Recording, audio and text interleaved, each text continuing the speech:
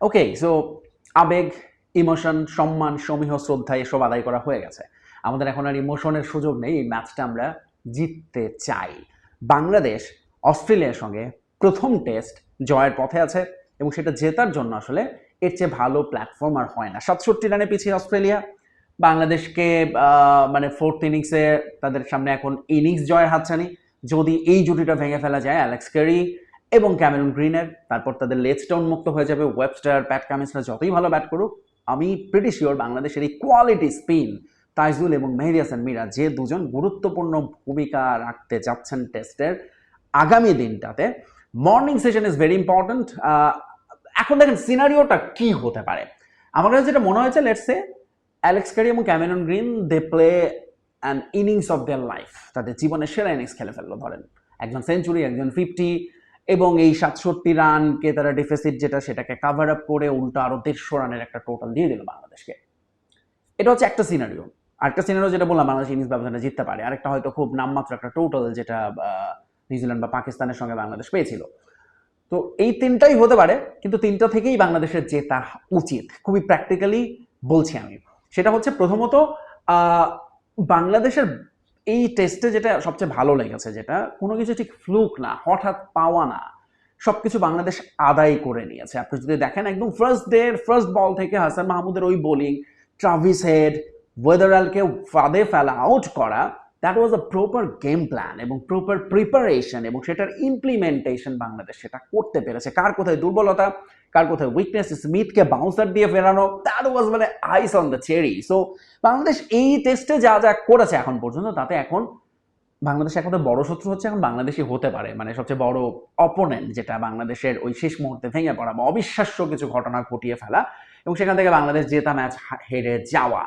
এখন ধরুন ফতুল্লার কথা হয়তো আসবে ঘুরে ফিরে, আমি গতকালকার ভিডিওতেও বলেছি, কিন্তু অ্যাকচুয়ালি টোটালি ডিফারেন্ট সিনারিও। ফতুল্লার উইকেট, বাংলাদেশের আর অস্ট্রেলিয়ার ডারউইনের উইকেট, এবং সেই দল এবং বাংলাদেশের এই দল মোর মানে পরিণত যেটা মনে হয়েছে। সো বাংলাদেশের আজকের ম্যাচটার দিকে যদি তাকাই, ফ্রাস্ট্রেশনের আমরা দুটো রূপ দেখেছি। একটা ফ্রাস্ট্রেশনের রূপ কি, মিচেল স্টার্কের বল করতে করতে ফ্রাস্ট্রেট হয়ে উইকেট না পায় এবং সেই রাগ ছাড়া অপোনেন্টের কোনো কিছুর উপর, ব্যাটসম্যানের উপর মেহেদী হাসান মিরাজকে বলে বসাই, তুমি এদিক দিয়ে কেন হাঁটছো, ওদিক দিয়ে যাও, তোমার হাঁটা আমার ভালো লাগছে না, বা তুমি কিন্তু বাংলাদেশে না, এই সমস্ত আজে বাজে কথা বলা। আরেকটা হচ্ছে ট্রাভিস হেডের মতো ফ্রাস্ট্রেটেড হয়ে আপনি আউট হয়ে যাওয়ার পর পাড়ার খেলার মতো আবার সেটার স্টাম্পটা ঠিক করে দিয়ে বের হয়ে যাওয়া। সো বাংলাদেশ অস্ট্রেলিয়াকে ওই লেভেলে নিয়ে যেতে পেরেছে, ফ্রাস্ট্রেশন লেভেলে, যেটা অবাক করেছে সাবেক অজি ক্রিকেটারদের, লেজেন্ডে তারা যতই প্রশংসা করুক ভাই, এটা হজম করা তাদের জন্য ইজ ভেরি ভেরি ডিফিকাল্ট, এবং সেই ডিফিকাল্টিসটা এখন ফেস করছেন অজিরা। Media, main stream media, social মিডিয়াতে বেশ বড় আলাপ উঠে গেছে অস্ট্রেলিয়ান ক্রিকেট অস্ট্রেলিয়ার 11 নিয়ে, ক্রিকেট অস্ট্রেলিয়ার ভবিষ্যৎ নিয়ে, মানে নেক্সট এই দলটার যে লম্বা ক্রিকেট সামার, অনেকগুলো টেস্ট, এই বছর টেস্ট চ্যাম্পিয়নশিপে তাদের অবস্থান ধরে রাখা, সবকিছু মিলে বাংলাদেশ মোটামুটি 3 দিনে কাঁপিয়ে দিয়েছে অস্ট্রেলিয়াকে। প্রথম দুটো দিন তো একদম স্ট্রেইট ওয়ান সাইডেড অ্যাফেয়ার ছিল, বাংলাদেশ ব্যাটে বলে দুদিক দিয়ে বিট করেছে তাদেরকে। আজকের দিনটা আমি বলবো অস্ট্রেলিয়ার জন্য একটু কিছুটা পজিটিভ, মানে এগেইন আমার মনে হচ্ছে যে বাংলাদেশ অস্ট্রেলিয়ার মতো খেলছে, ডমিনেট করছে, আর অস্ট্রেলিয়া বাংলাদেশের মতো টুকটাক কিছু পজিটিভ সাইন খুঁজছে। সেটা কি, স্মিথের 2 ইনিংসে ব্যাটিং, হ্যাজেলউডের বোলিং, ফিরে আসা, নতুন বলে তাদের কুইক বার্স্ট, এরপর ধরুন ইনিংস বিল্ড আপ করা, এই সব কিছু হচ্ছে অস্ট্রেলিয়ার। সো আজকের দিনটাকে আসলে ভাগাভাগি করে দেওয়া যায়, বাট স্টিল এই ম্যাচটাতে এগিয়ে আছে বাংলাদেশ স্পষ্টভাবেই। কারণ ম্যাচের যেটা আমি এখনো একটা ফলাফলই দেখছি, বাংলাদেশের জয়, 2টা ফলাফল অস্ট্রেলিয়ার হার, ড্রয়ের কোনো সম্ভাবনা নাই। এবং সেই জায়গাটায় দাঁড়িয়ে বাংলাদেশের এখন আসলে তাহলে ঠিক কি করণীয়, অর্থাৎ চতুর্থ দিন যখন বাংলাদেশ খেলতে নামবে, লক্ষ্য থাকবে একটাই, জয়ের। সো এখন একটু ট্রিকি সিচুয়েশন হবে নাজমুল হোসেন শান্তর জন্য। আমি এই কারণে খুব এক্সাইটেড শান্তর ক্যাপ্টেন্সি কেমন হয় সেটা দেখার জন্য। তিনি কি এখন অ্যাটাকিং ফিল্ড সেট আপ করে ছাতার মতো ফিল্ডার সাজিয়ে 2 স্পিনারকে 2 এন্ড থেকে বল করিয়ে উইকেট আদায় করে নেবেন এবং সেটার জন্য কিছু রান লিক হতে পারে, নাকি তিনি রান ঠেকাতে যাবেন, যে ডিসিশনটা নিয়ে আজকেও তাকে বেশ কয়েকবার ইনডিসিশনে ভুগতে হয়েছে। যখন স্মিথ গ্রিনরা ব্যাট করছিলেন, তিনি একবার মনে হচ্ছিল যে তিনি রান আটকানোর চেষ্টা করছেন, আবার একটু অ্যাটাকিং ফিল্ড সেট আপ করছেন। বাট এটা খুব ইম্পর্টেন্ট হবে। আমি অ্যাটাকিং এই যাওয়ার পক্ষে, কিছু রান আপনি লিক হোক, কিছু রান আপনি ইনভেস্ট করেন, করে উইকেটটা আদায় করে নেন, এবং সেটাই আসলে বাংলাদেশকে করতে হবে।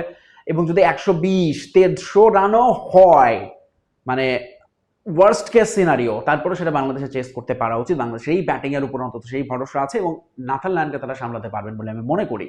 পেসারদের আর বলতে চাই না, because Pat Cummins, Hazlewood, Mitchell স্টার্ককে এর চেয়ে ভালো অস্ট্রেলিয়ার মাটিতে কোনো দল আজ পর্যন্ত আমার মনে হয় না রিসেন্ট টাইমে সামলাতে পেরেছে যেটা বাংলাদেশ পেরেছে। সো এখন আসলে যেটা বললাম যে কালকে আমরা সম্মান, শ্রদ্ধা এইসবের মধ্যে ছিলাম, ইমোশন, খুব ইমোশনাল হয়ে গেছে, এখন আসলে র্যাশনাল লজিক্যালি চিন্তা করছি বাংলাদেশের টেস্টটা জিতবে এবং অস্ট্রেলিয়ার সঙ্গে সিরিজ লিড নেওয়া মানে কি, আপনি সিরিজ আর হারবেন না। 2 টেস্টের সিরিজ, প্রথমটা জিতে যাওয়া মানে you are not going to lose the series, either আপনি সিরিজ জিতবেন অথবা ড্র করবেন, ট্রফি নিয়ে দেশে ফিরবেন, বিকজ হোম টিম সাধারণত অ্যাওয়ে টিমকে ট্রফিটা দিয়ে দেয়, তারা ট্রফিটা নিয়ে চলে আসে। সো এইটা একটা বিরাট বিরাট বিরাট বড় ব্যাপার যে মেসেজ, স্টেটমেন্ট এর মধ্যে তানজিদ তামিম, হাসান মাহমুদরা দিয়েছেন, তবদা খাইয়ে দিয়েছেন অস্ট্রেলিয়ান মিডিয়া, সাবেক এবং কন্টেন্ট ক্রিয়েটরদের সোশ্যাল মিডিয়াতে।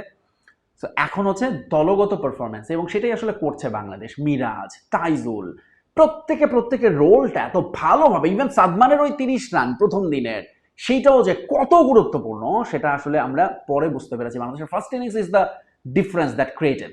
সো সেটাই আসলে আমাদের বড় পাওয়া, এবং এখন আসলে খুবই লজিক্যালি বাংলাদেশ টেস্ট জয়ের পথে জেতা উচিত। এবং অবিশ্বাস্য খারাপ না করলে এই টেস্টে বাংলাদেশ আসলে নিজেরা ম্যাচ না হারলে এই টেস্ট আসলে অস্ট্রেলিয়ার পক্ষে বাংলাদেশকে হারানো ইজ ভেরি ভেরি ডিফিকাল্ট। আপনার কি মনে হয়? কমেন্টস করে জানাবেন। বাই বাই, টাটা, শুভকামনা বাংলাদেশ।